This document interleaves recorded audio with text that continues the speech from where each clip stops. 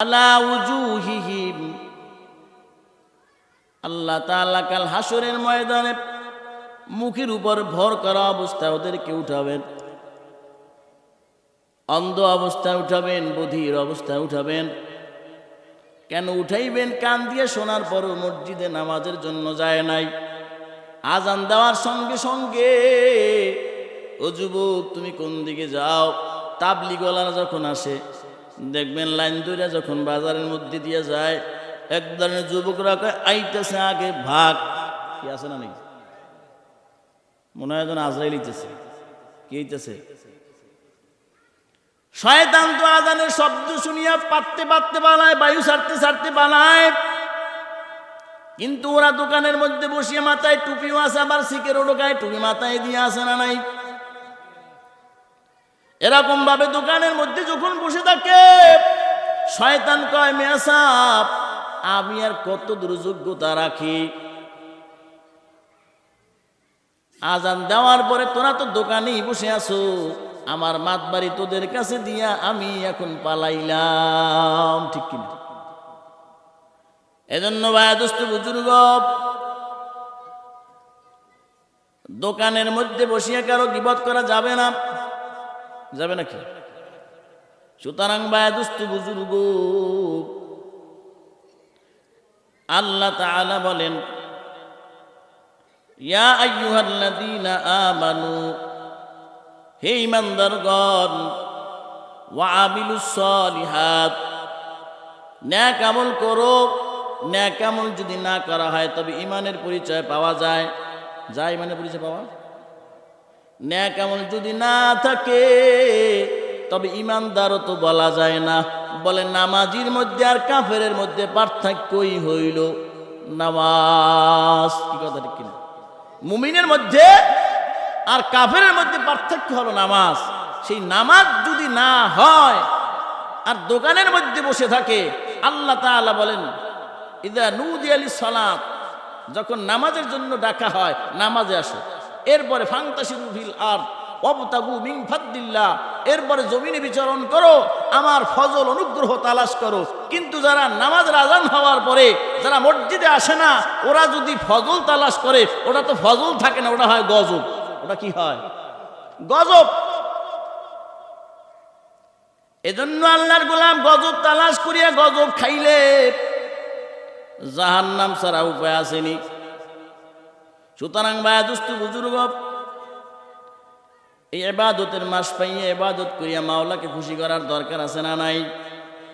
আল্লাহ তাআলা বলেন ইয়া আইয়ুহাল্লাযীনা আমানুত্তাকুল্লাহ হাক্কা তুকাতিহি ওয়া লা তামুতুন্না ইল্লা ওয়া আনতুম মুসলিমুন। দুনিয়ার মানুষ সম্পদের বড় পাগল।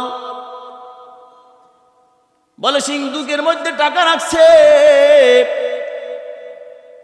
টাকা রাখার পর এক সপ্তাহ যায়, 2 সপ্তাহ যায়, মাস যায়, বউরে কয় বিবি আমার সিন্ধুকটা খুলিয়া দেখছনি? কয় কেন? বলে সিন্ধুকটা আবার জং করিয়া ওর মধ্যে যা টাকা রাখছি সব নষ্ট হয়ে গেল কিনা। দেখে কি দেখে না, আবার মাটিতে খায়া ফেললো।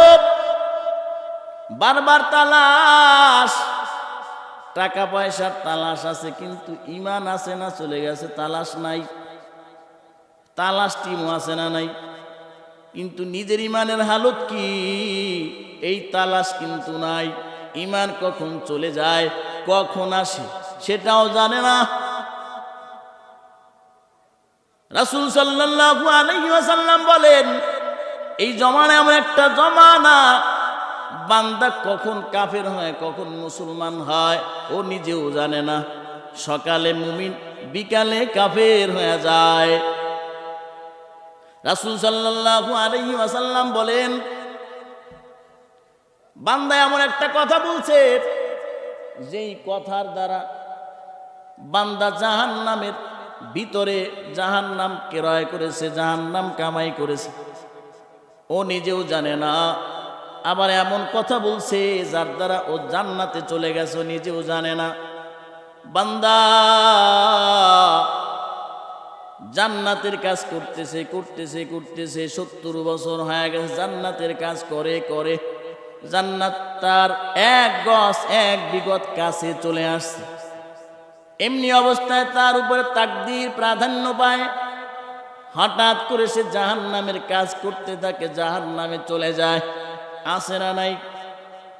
আবার এক ব্যক্তি জাহান্নামের কাজ করতেছে করতেছে করতেছে 30 বছর 40 বছর হয়ে গেছে, হঠাৎ করে তার উপরে তাকদীর প্রাধান্য পায়, জাহান্নাম 1 বিগত 1 গজ কাছে চলে আসছে। যখন তাকদীর প্রাধান্য পায় তখন সে জান্নাতের কাজ করে জান্নাতেও চলে যায়। এজন্য আল্লাহ তাআলার কাছে দোয়া করা, রব্বানা লা তুযিগ কুলুবানা বা'দা ইয হাদাইতানা ওয়া হাব লানা মিন লাদুনকা রাহমাহ ইন্নাকা আনতাল ওয়াহ্হাব। রব্বে কারীম আল্লাহ, যে ইমানের দরজা দিয়ে আমারে ঢুকাইছো ওই ইমানের দরজা দিয়ে আর বাহির করো না। ইয়া মুকাল্লিবাল কুলুব সাব্বিত কলবি আলা দীনিক ইয়া বিনুরি কলবি মারিফাতিকা ইয়া আল্লাহু ইয়া আল্লাহ। মালিকের কাছে দোয়া করো, কোন সময় জানি মালাকুল মউত এসে হাজির হয়ে যায়, মালিকের দরবারে কেমন করে হাজিরা দিবা। এজন্য আল্লাহ তাআলা বলেন, ইয়া আইয়ুহাল্লাযীনা আমানু, ইমানের তালাশ কর, ইমানের তালাশ কর। ইমান আছে না গেছে তালাশ কর।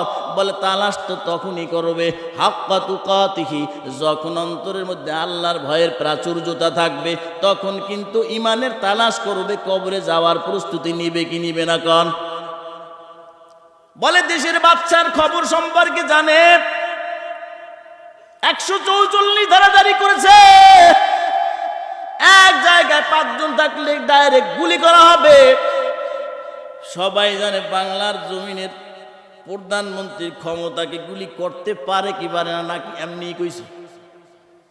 যদি দেখে না ঠিকই গুলি করার সামর্থ্য আছে আর কইরাও দেয়, তখন দেখবেন 5 জন এক জায়গায় খাড়া হবে না, কারণ সরকারের ভয় ভিতরে ঢুকছে। ঠিক কিনা?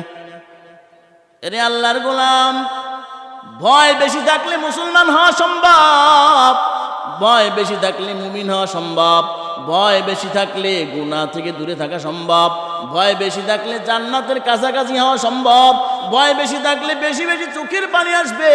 যাদের অন্তরে ভয়, ওদেরকে তাকায় তাকায় দেখবা, মোনাজাতে যখন হাত উত্তোলন করে চোখ দিয়ে দরদর করে পানি ভরে, ওদের দিকে তাকায় দেখবা। নামাজের মুসাল্লায় যখন দাঁড়ায় তখন দেখবা নামাজের মধ্যে কান্নায় বিভোর।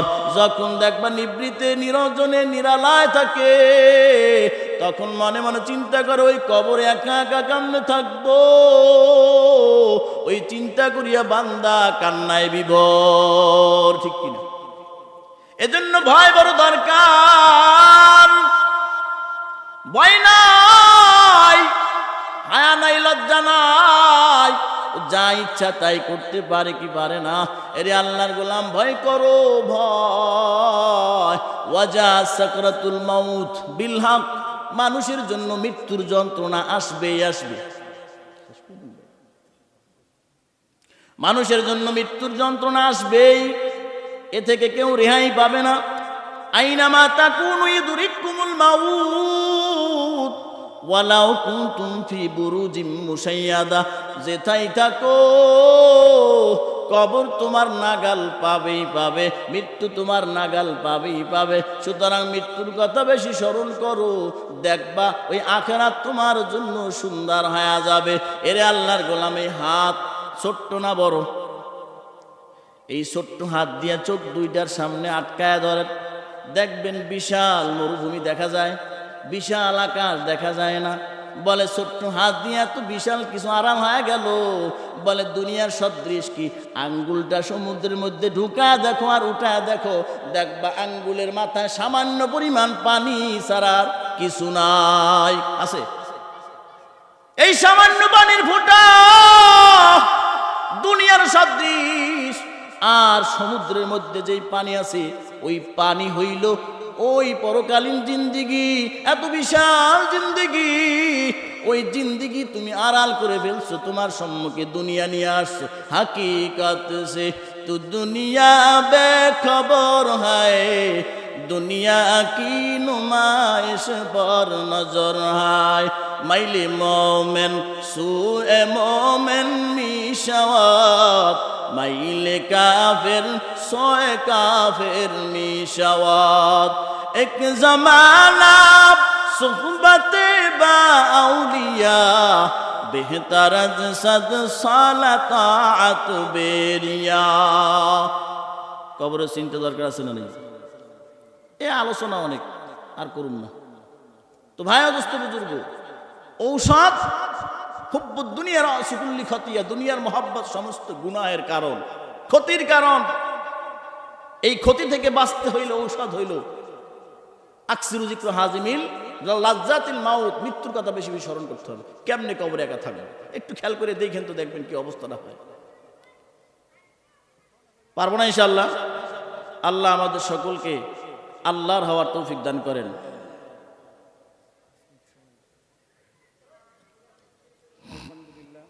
এই সাউন্ড দেন।